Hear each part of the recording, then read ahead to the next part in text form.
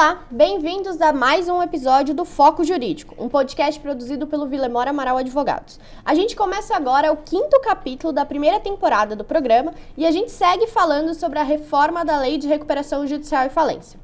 Hoje, no nosso episódio, a gente vai falar sobre a conciliação e mediação e também da recuperação extrajudicial.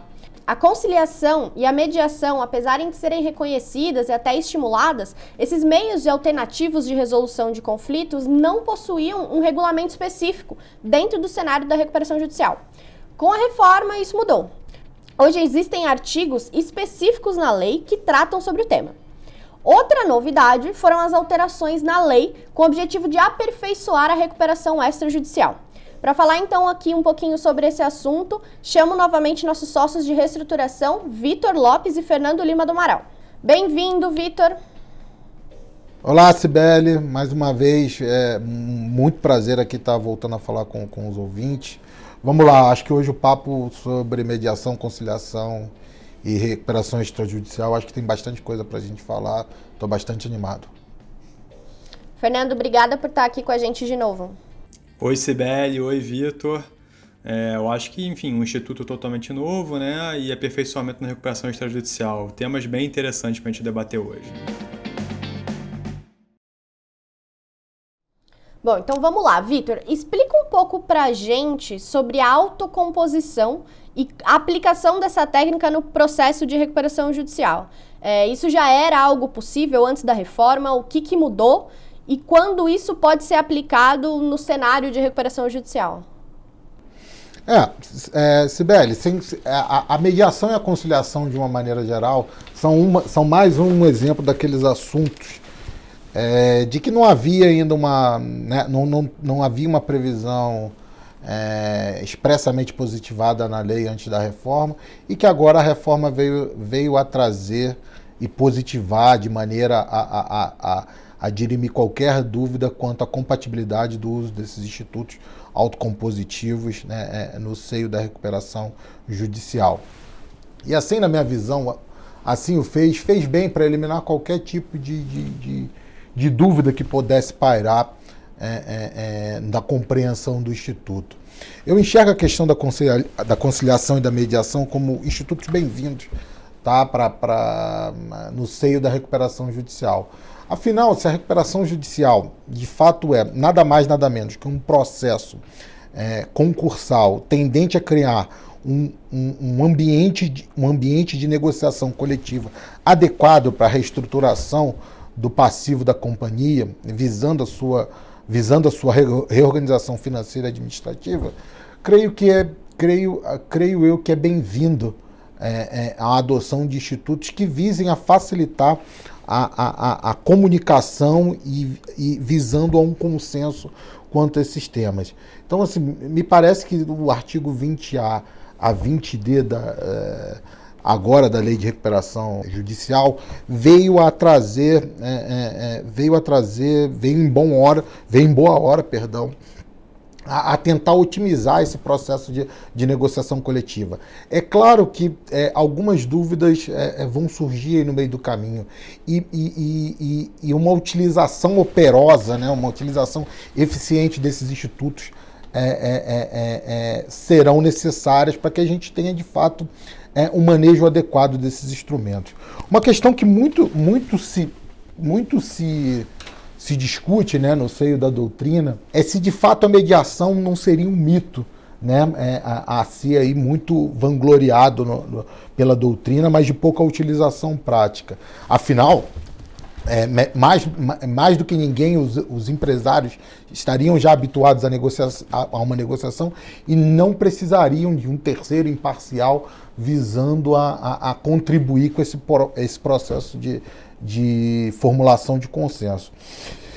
Eu até entendo quem propugna nessa ideia, tá? Não vejo, não desconsidero completamente a sua opinião, mas sinceramente acredito que parece que quem assim o propugna sob uma certa linha, não vou dizer aqui preconceituosa, mas uma certa linha torta acerca da real intenção, principalmente do processo de mediação. tá?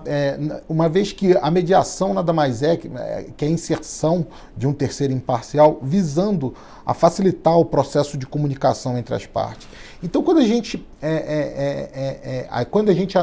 analisa a mediação dentro de um processo de recuperação judicial ou extrajudicial, na verdade, ele pode ser de grande valia ainda mais em processos de recuperação judicial e extrajudicial, onde há uma certa assimetria de informações, ele pode ser bastante útil se bem utilizado. Mas, de fato, quando a gente vai um pouco para a prática, fica um pouco difícil, até talvez assim por desconhecimento dos operadores jurídicos que militam no determinado caso concreto, de tentar se aplicar essa técnica, às vezes também por resistência das partes, né?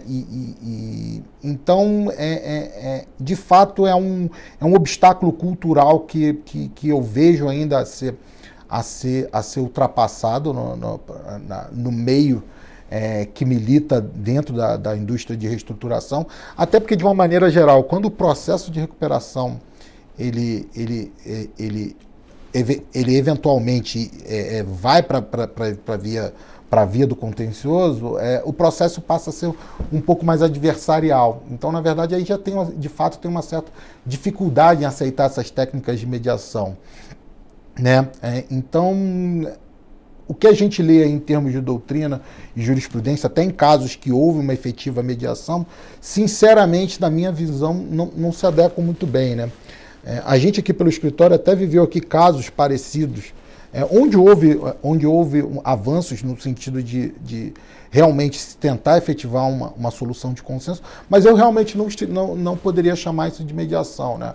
O caso Isolux, que a gente viveu aqui no escritório bastante tempo, o caso da Livraria Cultura, mas, sendo bem franco, em ambos os casos não se pode dizer de uma mediação propriamente dita, até porque quem conduziu esses processos de essa conversa entarbuladas entre as partes foi o administrador judicial, coisa que, se a gente for levar ao pé da letra e tentar aqui categorizar a lei, tanto o Instituto da Mediação por meio da sua lei, quanto a própria finalidade aqui do processo de recuperação judicial, não está dentro das funções do administrador judicial, a figura do mediador, dado que ele não conseguiria ter um cenário de imparcialidade e neutralidade.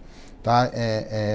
Então, acho que até do ponto de vista prático, e eu acho que muitas vezes a crítica que se faz ao Instituto da Mediação advém muito disso, da dificuldade prática, da resistência das partes em realmente vir a mediar. Eu não desconheço esse fator cultural, mas de fato é algo que, se a gente aqui está ainda aqui advogando no campo das ideias, de fato a mediação tende a contribuir sim a um processo de recuperação judicial ou extrajudicial.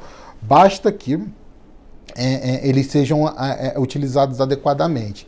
Nessa seara, eu ainda gostaria então de colocar que andou bem o legislador no artigo que elenca as possibilidades de utilização da mediação, né? Nas hipóteses de conflito entre acionistas ou administradores de recuperação judicial, na hipótese de conflitos de credores extraconcursais, de uma maneira geral, e a empresa em recuperação judicial, e na hipótese da empresa em dificuldade ser uma permissionária, uma concessionária de serviço público, com o seu respectivo agente regulador. Eu acho que essas são boas hipóteses, tá?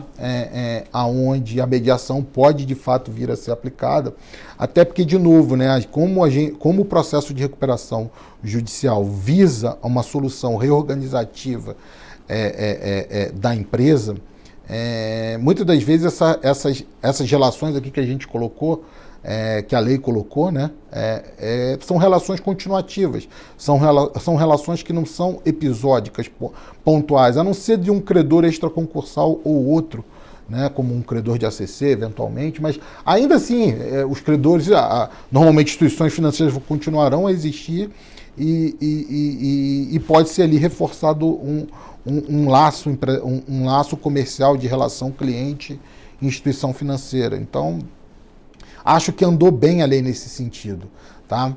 Uma outra questão que que eu vejo aqui como óbice, não um óbice, mas um obstáculo que a gente vai ter que realmente enfrentar a fim de uma utilização operosa da mediação dentro do contexto da mediação, da recuperação judicial, é a questão da efetivação de um processo de mediação não vir a desvirtuar regras, por exemplo, como a par conditio creditorum, né? Como é que ficaria essa questão? Essa, de fato, é uma questão que a doutrina e a jurisprudência vão se debruçar mais na frente com mais afinco. Tentando aqui estabelecer a priori luzes sobre o tema, eu acredito que de fato, qualquer acordo obtido em sede de mediação, seja ela mediação prévia, seja ela uma mediação incidental, seja ela uma mediação judicial ou extrajudicial, de fato, não vai poder haver nesse acordo um tratamento discriminatório, né, entre credores. Então, na verdade, quando houver um tratamento diferenciado entre esses credores, por meio de um acordo de mediação, ele vai ter que ser devidamente justificado e talvez categorizado aí dentro da figura de um credor colaborativo ou mesmo um credor parceiro. Essa figura sim já reconhecida em sede jurisprudencial. De maneira que vai ter que haver um discrimen valorativo que dê razoabilidade a essa justa diferenciação. Do contrário, o acordo de mediação fatalmente vai acabar sendo invalidado judicialmente. Tá? Uma outra questão que comumente também aqui se coloca, e esse de fato é algo assim que eu não sei qual a opinião do Fernando, acho que ele vai falar um pouco mais à frente, mas esse sim me chama um pouco a atenção, né, que é a questão da confidencialidade.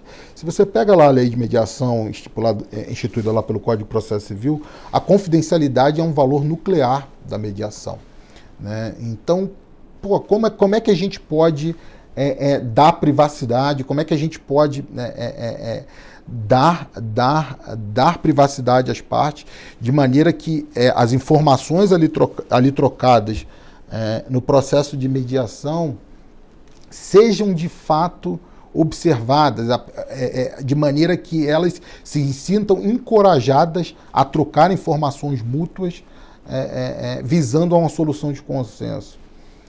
Ora, isso aqui, afinal, o processo de recuperação judicial é um processo coletivo, é um processo concursal. Então, de fato, como vai ser essa troca de informações é algo que não me parece que, desde que a informação seja necessária para a realização de algum determinado acordo, não me parece que a confidencialidade aí vai poder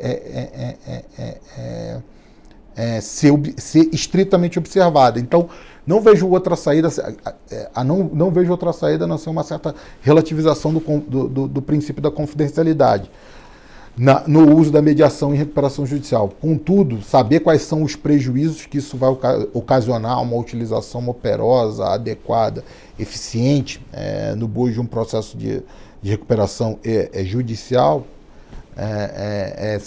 são coisas que a gente vai ter que ver na prática. Então, de fato, se tem essa questão. Eu não vou aqui me ater na questão também porque eu acho que isso é tema mais adiante que a gente vai falar um pouquinho, na questão da possibilidade do stay period ser acionado quando se há uma previsão de mediação, seja ela incidental ou prévia, né? Eu acho que isso vai ser um tema um pouco mais adiante. Mas essas são as primeiras linhas aqui que eu gostaria de colocar acerca da mediação e da conciliação em recuperação judicial. Vejo com bons olhos, tá? Vejo com bons olhos, vejo que, se bem utilizada, ela pode otimizar a função primordial de um processo de recuperação judicial, que é criar um clima adequado que se leve ao consenso, à reestruturação da empresa, mas também também não fecho os olhos às críticas que são comumente feitas por parte da doutrina de que a mediação seria na verdade seria um mito, né? O professor Fabulho até usa muito a expressão o mito da mediação, né? Porque por ele enxergar que por ele enxergar no empresário a pessoa mais bem apropriada para fazer os acordos com os seus devedores, de maneira que ele não precisaria de mais ninguém para realizar tal função,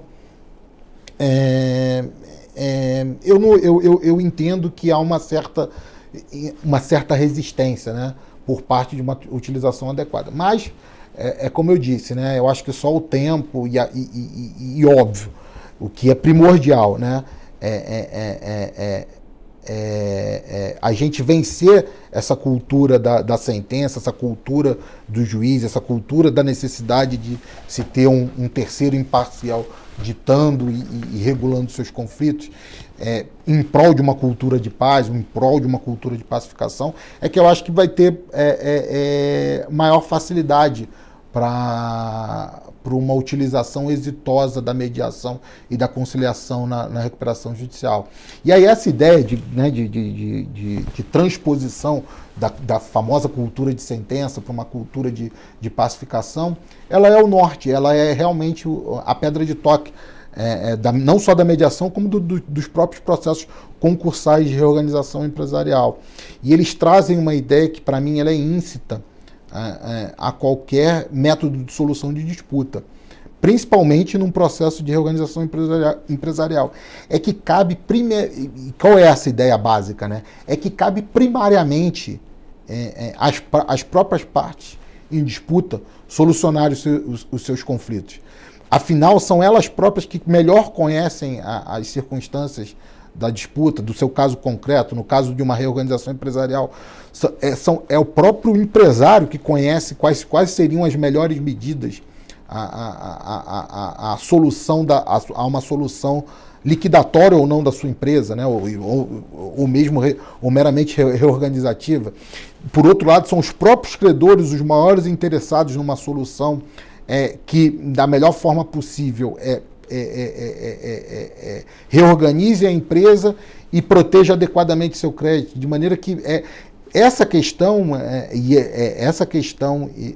ela, em última análise, deveria ser relegada e terceirizada para um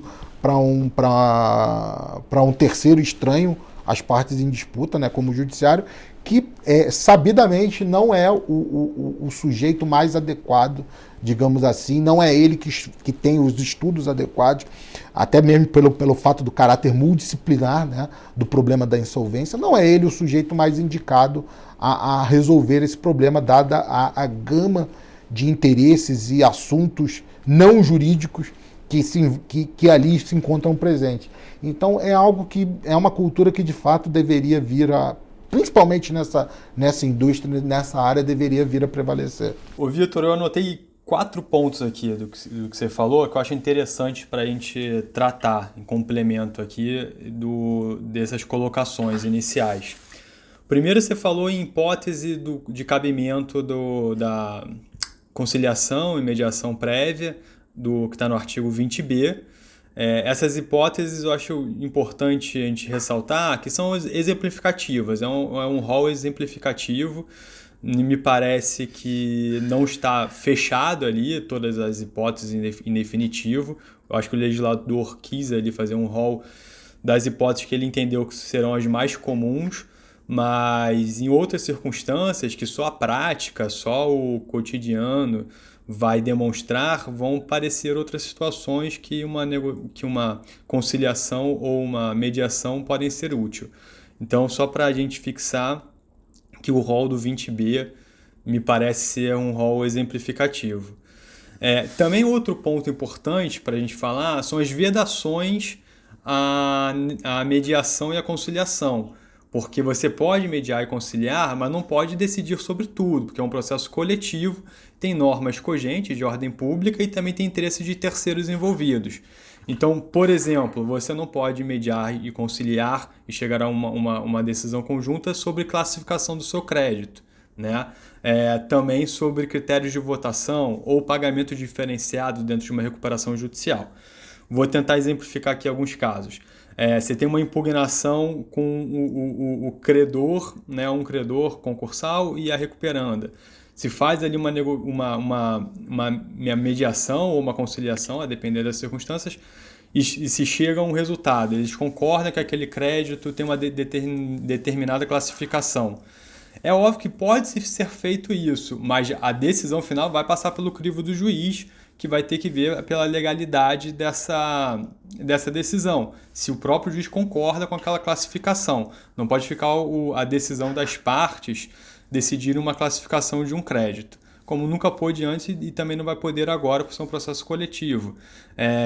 Pagamento diferenciado, você comentou em par condício creditório, eu estou de acordo, me parece que não é possível você, por dentro de um processo de mediação ou de conciliação, fazer algum tipo de pagamento diferenciado para um grupo de credores, só porque isso passou por um processo de mediação. O par condício creditório está mantido, a menos que esse grupo de credores seja arrolado como credor colaborativo, coisa que já existia antes da lei, sem problemas quanto a isso também. Sobre um outro ponto que você comentou,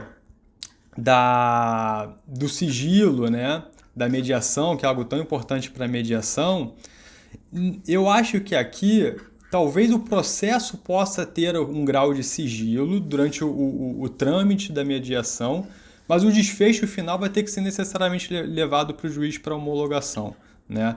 E entendo sim que vai ter que ter uma relativização desse sigilo, porque muitas das decisões que foram concluídas após uma mediação vai envolver os interesses da coletividade de credores e de outros participantes e afetados da recuperação judicial que vão ter interesse naquela decisão. Tá? Um último ponto que eu queria trazer aqui também em âmbito geral sobre esse instituto e sua aplicação da recuperação judicial é o custo, né? Eu acho que vai ser mais utilizado a mediação e a conciliação em recuperações judiciais de valores mais elevados, né? Porque quando você tem uma briga maior, um desentendimento maior, que justifica ter um custo e você tem recursos para arcar com esse custo desse mediador ou desse conciliador. E nas recuperações judiciais menores, me parece que talvez o custo-benefício de você arcar com os honorários de um mediador ou de conciliador talvez não faça sentido.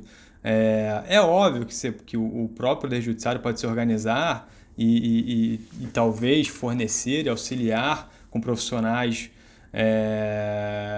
reduzindo esse custo, mas me parece que na prática vai acabar sendo mais aplicado em recuperações judiciais de valores mais elevados, que faça um sentido econômico maior você incorrer nesse custo. Eu concordo, Fernando, assim, no geral, tudo que você colocou aí, eu acho que segue mais ou menos o que a gente colocou.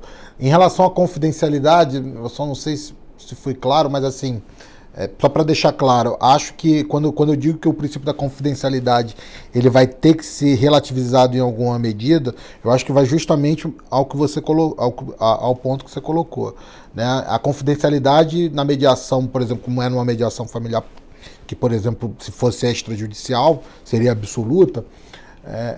No caso aqui de um processo concursal de reorganização empresarial, de fato, o resultado obtido da mediação, o resultado do processo de mediação, ele não tem como ser garantido por meio da confidencialidade, tá? Porque senão não se trataria aqui nem sequer de falar de recuperação judicial ou extrajudicial, se trataria de mero acordo privado, né? Então, o resultado obtido a partir do processo de mediação, de fato, eu não vejo como ele não ser relativizado.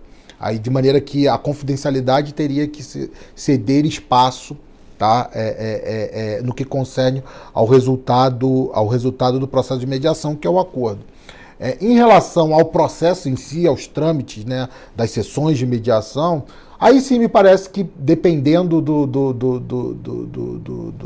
cenário, acho que pode se garantir aí sim uma confidencialidade. Talvez essa seja a melhor leitura que se faça sobre o tema. Até porque se a função da mediação é que por meio de técnicas, né, autocompositivas a serem utilizadas pelo mediador, as partes se sintam confortáveis a negociar, reduzindo todo o processo de assimetria informacional existente, me parece que o processo em si ele pode ser resguardado. Talvez, pelo menos na minha visão, o resultado não. O resultado esse de fato tem que ser aberto. Um outro ponto aí que você colocou, tá, Fernando, que aí de fato tem até a ver, né, com utilização fraudulenta, né, que não poderia ser admitida a mediação, é justamente em relação aos temas, né, que podem ali ser veiculados. De maneira que versar sobre natureza do crédito, classificação do crédito, ou mesmo critérios para votação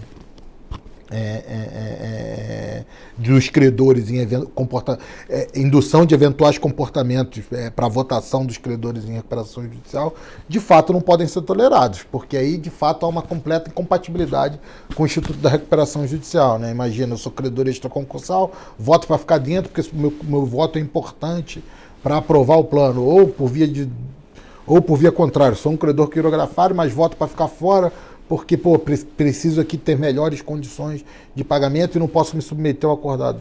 Isso, de fato, seria um completo contrassenso e, obviamente, a mediação não se presta a uma utilização fraudulenta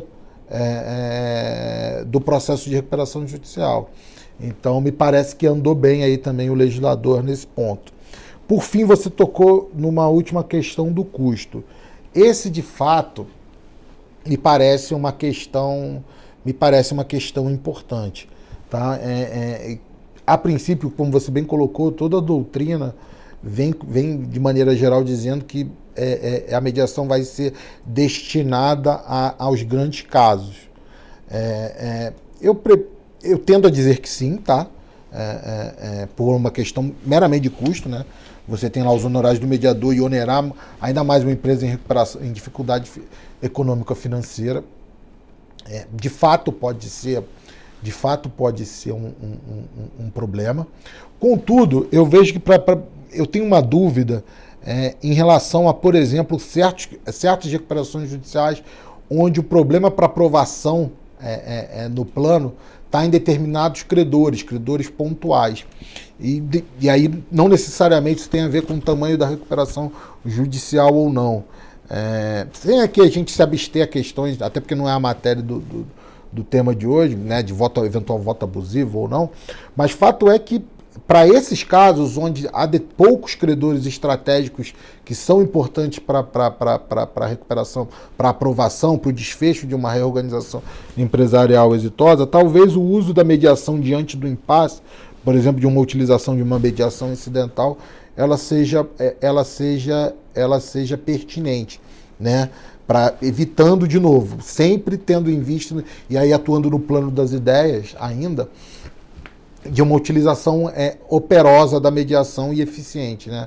Como diminuírem, né, naqueles casos onde há poucos credores estratégicos, mas que são importantes para a aprovação da recuperação judicial de determinada empresa, talvez a utilização da mediação para essas hipóteses também possa vir a ser bastante profícua. E aí isso independe eventualmente do tamanho ou não da recuperação judicial em questão.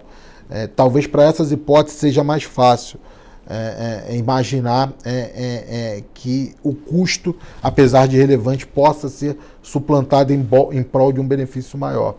Por fim, e aí foi um ponto aqui que acabou passando, tanto eu quanto o Fernando, acho que a gente acabou não falando, que eu acho que a lei de mediação, acho que no artigo 20C, ele traz uma questão importante, né? Que é, de novo, a fim de evitar futuros abusos, futuras distorções no processo de poder político da recuperação judicial por meio da Assembleia de Credores, que o artigo 20C ele trouxe uma questão interessante, né? Dizendo que os acordos homologados em sede de mediação extrajudicial que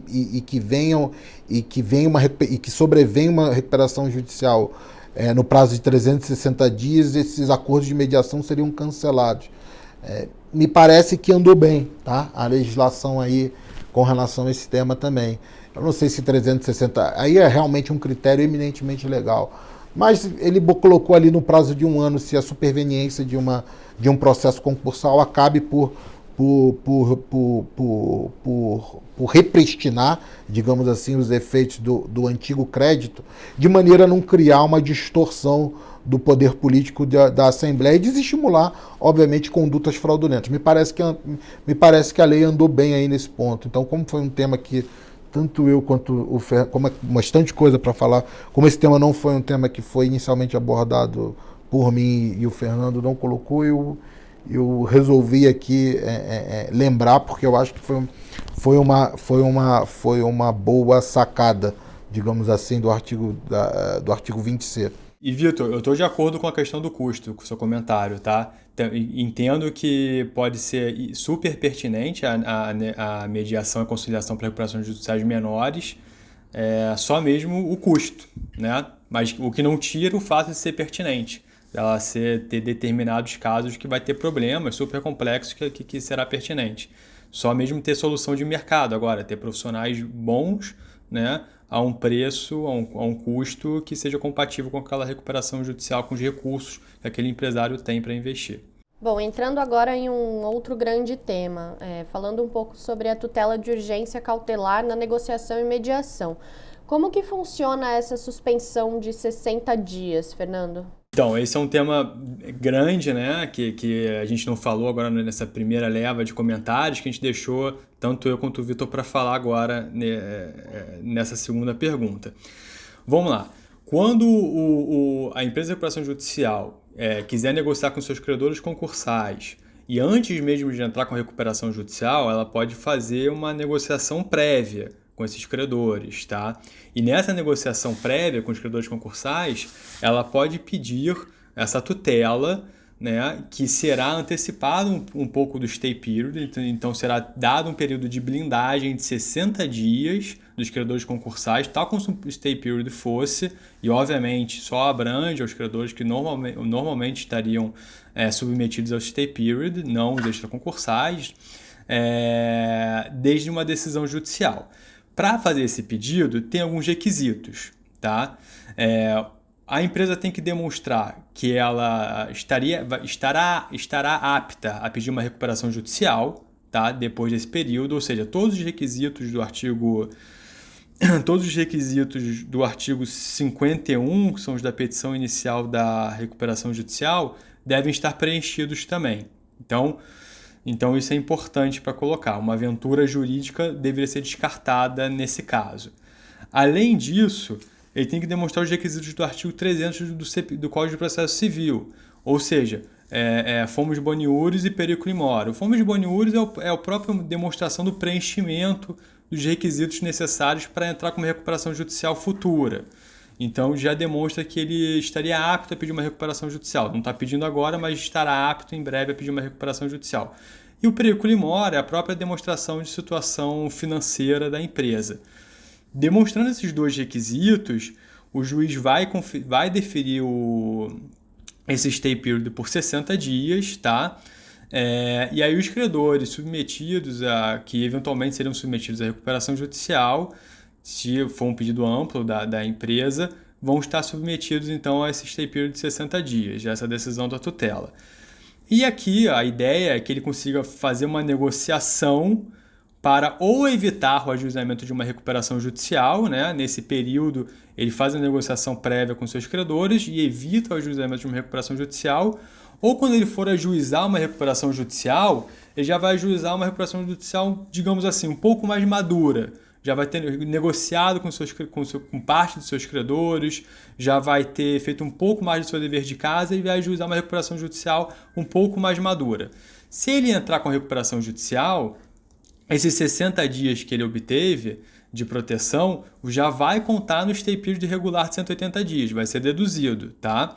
Então, os 180 dias do stay period regular, você vai deduzir os 60 dias que ele teve anteriormente. E lembrando que os 180 dias só pode ser prorrogado mais uma única vez. Então, isso é importante colocar. E aí tem alguns pontos aqui interessantes para a gente ver. Primeiro, os 60 dias não tem previsão de prorrogação na lei. Então, a princípio, é só 60 dias. após esse término de 60 dias, ou o credor ajuiza uma recuperação judicial, ou ele já conseguiu renegociar com seus credores e não vê necessidade em ajuizar uma recuperação judicial. Na minha opinião, na maioria dos casos, o devedor provavelmente vai ajuizar uma recuperação judicial depois, tá? Ele vai usar isso como medida prévia, preparatória, para então entrar com uma recuperação judicial. Uma outra questão, será que ele podia ficar ajuizando esses pedidos de tutela? Acaba 60 dias, acabou, passa algumas semanas, pede outra tutela? Me parece que não, tá? Me parece que aqui seria uma questão de um abuso de direito. Teria que ter um espaçamento entre um pedido de tutela para negociação prévia para outro. Porque senão, você por vias transversas está conseguindo uma prorrogação dos 60 dias que não tem previsão na lei. Tá? Outro ponto interessante aqui, nessa negociação prévia que você está fazendo, antes de entrar com uma recuperação judicial, a pergunta é se poderia você fazer acordos com seus credores de formas diferentes. Por exemplo, com um credor você faz uma proposta, com outro credor você faz outra proposta. Em outros termos, o par condício creditório terá que ser respeitado nessa negociação prévia sobre a tutela do stay period de 60 dias? Me parece que sim. Tá? Eu sei que antes de uma recuperação judicial, a recuperanda pode fazer acordos com seus credores de forma diferente. E depois de ajuizamento de uma recuperação judicial, tem o par condício creditório que precisa ser respeitado. Aqui nessa tutela, a gente está falando antes do ajuizamento de uma recuperação judicial. Mas no momento que é dada uma tutela, e os credores não vão poder executar os seus créditos, os credores submetidos, né, à futura recuperação judicial, não vão poder executar o stay period, me parece que você puxa o instituto do par condício creditório. Tá? Seria uma situação muito complicada você ser um credor, ter tolhido, suspenso o seu direito temporário de entrar com uma execução ou de prosseguir com a sua execução e ver um outro credor fazer um acordo que você não participa. Então, me parece que você puxa o stay period, o par condício creditório, toda vez que tiver essa tutela para período de suspensão por 60 dias, mesmo antes da recuperação judicial. Então, são alguns temas aqui que me parece que são interessantes, que eu acredito que a gente vai ver na jurisprudência enfrentar essas questões com o passar do tempo. Fernando, assim, só para complementando aí o que você colocou, estou de acordo que a par condício creditório tem que ser observada.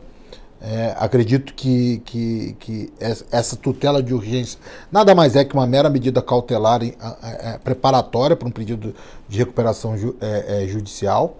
E até nesse sentido, achei que andou bem a legislação ao prever essa possibilidade de stay period, vamos dizer assim, não chama de stay period, mas é uma suspensão de 60 dias e que vai computar como stay period. Então, de fato, é o stay period, é um stay period antecipado. Então,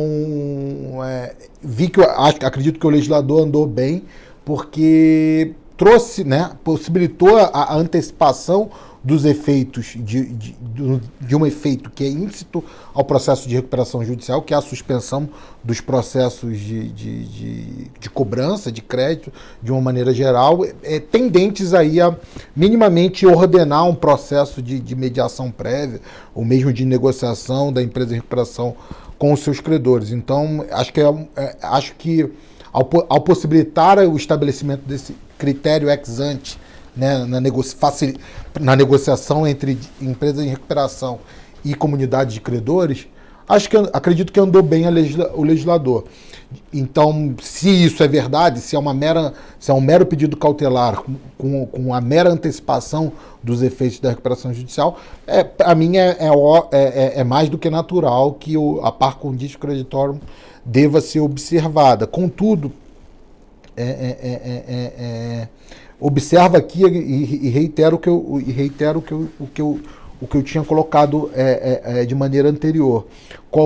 Não é que não possa haver tratamento diferenciado a credores, não é que possa haver uma disposição de pagamento diferenciada a credores. Na verdade, você vai ter que ter um discrimen razoável caso haja desse tratamento diferenciado, algo muito próximo ao que a gente tem lá na figura do credor colaborativo, do credor parceiro, que é uma figura já comumente aceita pela doutrina e jurisprudência. O discrimen para eventual tratamento distinto, ele vai ter que ser justificado à luz de um interesse razoavelmente protegido. Então, me parece que essa é uma questão que vai ter que ser observada. E eu acho que é isso. Em termos do procedimento cautelar, acho que era isso que a gente tinha para dizer. E eu estou de pleno acordo, Vitor. Eu acho que você pode ter um pagamento diferenciado desde que tenha uma explicação, né, econômico-financeira que faça sentido. Por exemplo, a situação do credor colaborativo. Quando eu falei de trazer o par condício creditório, você fazer uma diferenciação sem uma explicação razoável para isso, né? O entendimento do credor colaborativo acho que se aplica aqui também. O credor colaborativo eu estou dando como exemplo mais conhecido por todos, mas podia ser alguma variação dessa linha de raciocínio. Eu estou de acordo. Bom, então partindo aí para um outro grande tema, vamos falar agora exclusivamente da recuperação extrajudicial. Ela já estava prevista na antiga lei e agora ela foi aprimorada com a reforma. Então, conta pra gente o que mudou, o que tem de diferente agora com a reforma. Sibeli, acho que é uma questão interessante, de fato, saber onde a reforma operou e se operou e em que termos melhorou o Instituto da Recuperação Extrajudicial.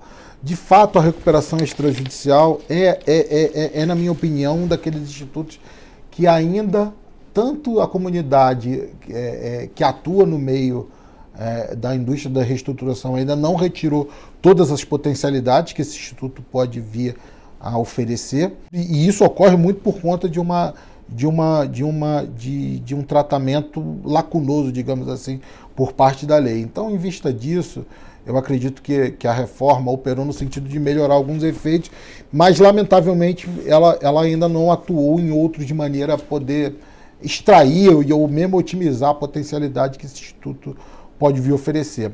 Acho que um primeiro ponto aí que vale a pena, e eu acho que aí vale a pena a gente, de certa forma, aplaudir, que a legislação ela agora previu a possibilidade de inclusão dos créditos trabalhistas e de acidentes de trabalho na recuperação extrajudicial, coisa que na antiga reforma não tinha, na antiga lei não tinha, né? Então agora você vai poder incluir no seu PRE, no seu plano de recuperação extrajudicial, créditos trabalhistas e decorrentes de acidente de trabalho, desde que o sindicato da respectiva categoria assim anua, né? E aí vai ter uma questão interessante, né?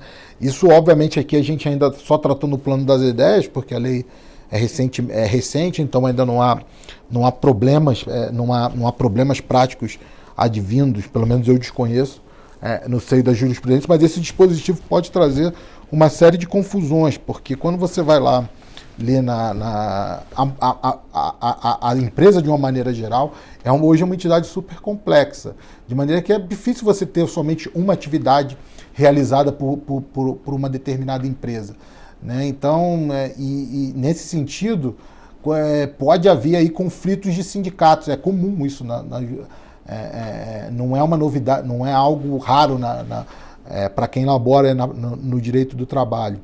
Então, essa questão pode surgir agora como uma questão prejudicial à inserção ou não desses créditos, pode vir a ser trazida aqui para o bojo do processo concursal. E aí surge uma questão interessante, né? Pô, quem é o juízo competente para dizer quem é o sindicato pertinente a dar essa anuência ou não? Aqui eu fico imaginando, né, um cenário de conflito entre sindicatos. Por um lado, se não for o juiz da recuperação judicial, como me parece que a princípio não deveria ser, já te digo que a gente pode ter uma certa inoperância do Instituto da Recuperação Extrajudicial, porque a gente não vai poder ficar esperando uma ação declaratória na Justiça do Trabalho por anos. Então, será que aqui teria aqui a palavra final seria dada ao juízo concursal para fins de submissão do crédito ou não? É uma questão interessante, né? Fazendo uma analogia, a essa questão. Isso foi decidido, por exemplo, em questões de agências regulatórias, lá parte de CAD. O judiciário, o STJ foi chamado a dizer e disse que o juiz da recuperação judicial era o competente para dar a palavra final sobre questões de concorrência, ainda que existisse uma agência regulatória. Então, será que aqui também vai ter que se dar a palavra final ao juízo da recuperação judicial, do juízo da recuperação extrajudicial, como uma prejudicial para se saber se esse crédito pode ou não ser incluído? Digo mais, tá? Como o critério para se descobrir qual é o sindicato pertinente é o critério da atividade preponderante, eu fico aqui imaginando, por exemplo, os casos de recuperação extrajudicial de grupo econômico. Como é que vai fazer essa análise dessa atividade econômica preponderante para fins de incluir ou não os credores trabalhistas? A análise vai ter que se dar por CNPJ, como mais ou menos é comumente feito lá na Justiça do Trabalho, do critério da atividade preponderante, ou vai se analisar a atividade preponderante do grupo? 2, como é que fica essa questão num cenário de alegação de consolidação substancial, né, onde há normalmente uma alegação por parte da empresa de que é necessário um tratamento uníssono, porque, na verdade, tudo se trata de uma grande empresa plurissocietária que abarca diversos CNPJs e que não tem como desfazer ali a confusão patrimonial, a confusão, muitas das vezes, de ativos e até mesmo, às vezes, até mesmo de empregados que se faz sem qualquer prejuízo às partes. É uma questão que, de fato, é um tema ainda à espera de um autor e que a doutrina e a jurisprudência vão ter que tratar, tá? Então essa é uma questão que me chama a atenção, mas de maneira geral o dispositivo, se eu não me engano, é o parágrafo 1º do artigo 161, veio em boa hora, de maneira a incluir aí os credores trabalhistas e os credores por acidente de trabalho no bojo de uma recuperação extrajudicial. Felicito essa inovação e acho que andou bem o legislador. Um outro ponto que aí eu acho que o legislador andou bem, e eu acho que ele mais ou menos positivou o que já era uma tendência na jurisprudência, é o estabelecimento do stay period, né, quando destravado o gatilho, o pedido de homologação de uma recuperação extrajudicial, não fazia o menor sentido que os credores abrangidos pudessem continuar a correr atrás, né?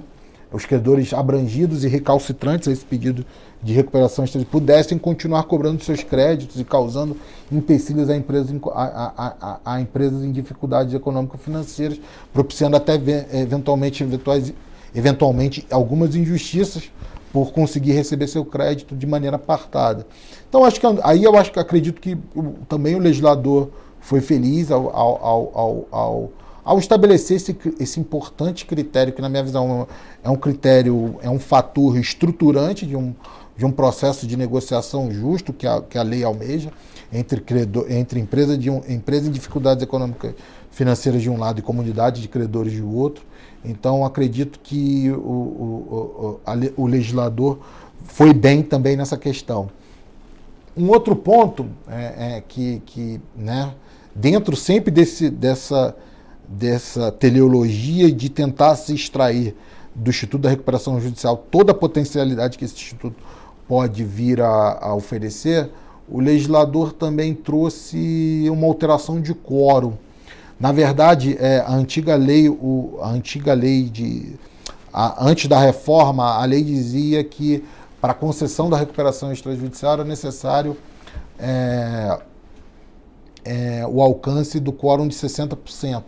Esse quórum foi reduzido para 50%, eu acho que foi bem para igualar o que já está na recuperação judicial.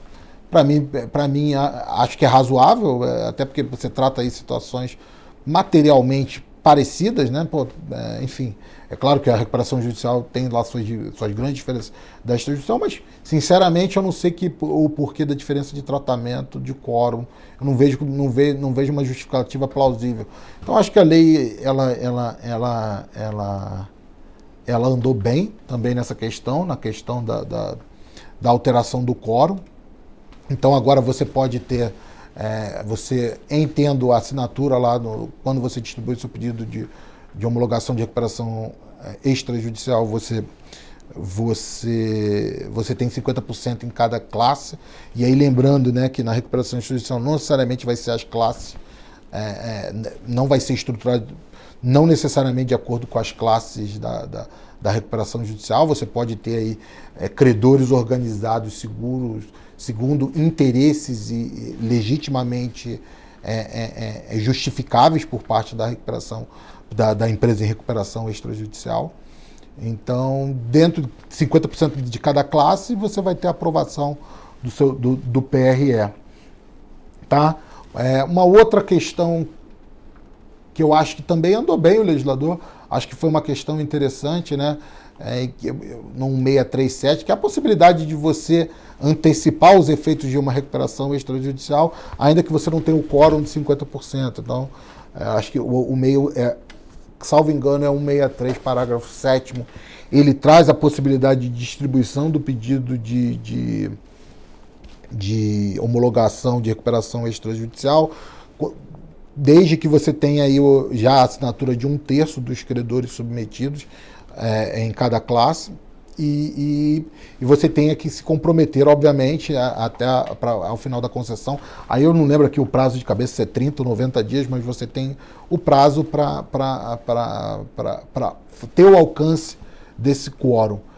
Acredito que foi bem, porque acho que o legislador andou bem, porque acho que ele tentou aí prever situações nas quais é urgente a medida da recuperação, é urgente a necessidade de distribuição do pedido, até mesmo para você ter principalmente a blindagem patrimonial, né, por meio do stay period da empresa em recuperação. Então, né, para aquelas situações onde há uma negociação um pouco mais arrastada em determinadas situações, no qual ainda não alcançou os 50%. Então, acredito que andou bem o legislador aí, tentou né, otimizar aquela para mim, a principal finalidade da reforma em relação a esse instituto, que é tentar extrair dele o maior potencial possível que esse instituto tem a oferecer. Tá? Então, eu não tenho grandes críticas, muito pelo contrário, eu vejo até como salutar esse dispositivo do 1637, acho ele pertinente, acho ele razoável, acho que ele é equilibrado, visando aí um alcance de um processo de negociação equilibrado entre as partes, né, em disputa. Há também mais uma outra inovação que eu acho que é importante falar, que aí sim é aquela, acho que do 164, salvo engano, 164, que é aquela do corte de custos desnecessários por conta de um formalismo inadequado, um formalismo pesado, que não se justifica mais nos tempos de hoje, né? Você ter a necessidade de ter que publicar em jornal de grande circulação, ou na impossibilidade de jornal de grande circulação, em jornais locais, da imprensa local. Acho que não faz sentido mais impor esse custo às empresas, a uma empresa em dificuldade econômica e financeira, e que, em tese, só visa aí a contemplar um grupo de pressão, que o grande beneficiado era grupos de mídia, em maneira geral, que se publicava lá um edital, mas que ninguém na prática olhava aquilo, né? Então, acho que muito mais eficiente é você realmente só ter a publicação no edital por meio eletrônico no Diário Oficial, e aí se atinge a finalidade da lei de recuperação extrajudicial. O Instituto vai estar ali, tem-se a presunção de que todo mundo conhece com essa publicação. Acho que é bem-vindo qualquer corte de custo, de formalismo exagerado, exacerbado, representativo de um judiciário, né, extremamente conservador. Acho que aqui não cabe, então acho que vem em boa hora, tá? E por fim, e aí o dispositivo não está especificamente no capítulo destinado ao estudo da recuperação extrajudicial, mas acho que ele vem a corrigir determinado problema que se tinha anterior à reforma, que é aquele pertinente à proteção de atos de disposição patrimonial, como constituição de garantia, ou mesmo pagamento diferenciado de credores, desde que previstos e aprovados num plano de recuperação extrajudicial, de serem blindados de uma eventual ação revocatória em caso de falência. Ali eu acho que essa modificação no artigo 131, ele veio a calhar também, de maneira a dar mais estabilidade e segurança para todos os credores e mesmo investidores que de repente possam vir a participar de um processo de reestruturação extrajudicial de determinada companhia. Então essas foram, a grosso modo, as melhorias que a reforma veio a impingir ao estudo da recuperação extrajudicial. De maneira geral, foram equilibrados. De maneira geral, acho que vai muito de encontro àquela ideia que eu falei de tentar extrair desse instituto toda a potencialidade que ele pode oferecer. Mas, ainda assim, eu entendo que a lei ainda poderia ter ido mais adiante, né? Por exemplo, aqui o que é o mais evidente, ainda não deixou clara a questão da não sucessão. E esse, para mim, foi uma omissão que, infelizmente, é um pouco lamentável, né? Porque esse sim é uma questão que, a fim de evitar celeumas em relação a uma venda de uma UPI, por exemplo, desde que previsto no PRE, por que não já dar a blindagem patrimonial?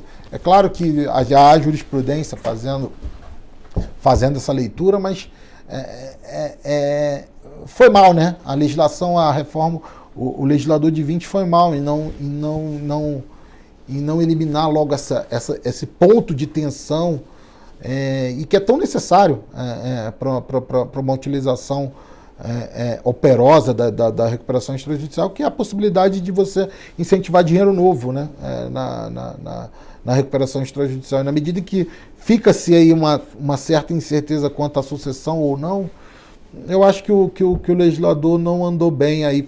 É uma omissão que, na minha visão, é um pouco imperdoável. Poderia ele ter logo estabelecido e evitado aí centenas de alegações, recursos, que certamente virão, no caso concreto, sempre da parte prejudicada. Então, que se reputa como prejudicada, né? Se há sucessão ou não. Então, acho que esse é um tema que a reforma me chamou a atenção, que o legislador de 20, lamentavelmente, não resolveu positivar. E, no geral, acho que era isso. Eu acho que era isso que eu tinha a dizer em relação à recuperação extrajudicial. Vitor, acho que você passou por todos os pontos, acho que não tem nada a complementar. Agora só mesmo de acompanhar, né, como vai ser os próximos passos. Vamos ver se a recuperação extrajudicial vai ser mais utilizada na prática. A gente vê pouco aqui, né, na nossa prática, né? A gente vê realmente muito pouco. Vamos ver com essas alterações se vai começar a ser mais utilizada pelas empresas. Eu realmente me chama a atenção esses três. Você levantou vários pontos, são três para mim que são os mais importantes: inclusão dos trabalhistas, possibilidade de inclusão dos trabalhistas, né, dadas todas as colocações que você já pontuou, a redução do quórum de 60 para 50 e a possibilidade do stay, que vai ser muito útil naquela hipótese que você comentou, que quando só tiver adesão de 1/3 dos credores, né, ao plano de recuperação extrajudicial, você vai poder apresentar o pedido de homologação, vai ter um prazo de 90 dias para conseguir a adesão dos restantes, até alcançar os 50%, e nesse período de 90 dias vai ter o stay. Eu acho que isso vai facilitar muito a utilização desse instituto. Mas, de novo, só a prática agora, vamos ver, eu acho que todas as alterações foram bem-vindas, mas só a prática mesmo vai permitir a gente analisar se o Instituto será de fato mais utilizado do que vinha sendo antes da reforma. Agradeço então a participação novamente do Vitor e do Fernando, que seguem aqui no nosso podcast. E a gente encerra então mais um episódio que a gente continua falando sobre a reforma da Lei de Recuperação Judicial e Falência. No próximo e último episódio dessa primeira temporada, a gente vai falar sobre a consolidação processual e substancial. É isso, Vitor? É isso, Sibeli. Esse tema tem muita coisa para falar e espero que os ouvintes aí possam fazer perguntas, porque de fato é um tema bastante rico e é um tema ainda que acho que ainda espera de autores também para darem maiores contribuições, porque de fato a consolidação, especialmente a consolidação substancial, ela enseja grandes discussões. Então eu agradeço a participação dos nossos sócios e a gente fecha aqui o 5º episódio da primeira temporada do Foco Jurídico, o podcast produzido pelo Vilemor Amaral Advogados. Vocês gostaram do episódio? Tem algum ponto para complementar? Gostariam de sugerir um novo assunto para a gente falar aqui? Mande mensagem para nós, a gente está no LinkedIn como Vilemor Amaral Advogados e no Instagram como Vilemor Amaral, tudo junto e com 2 L's. Obrigada e até a próxima!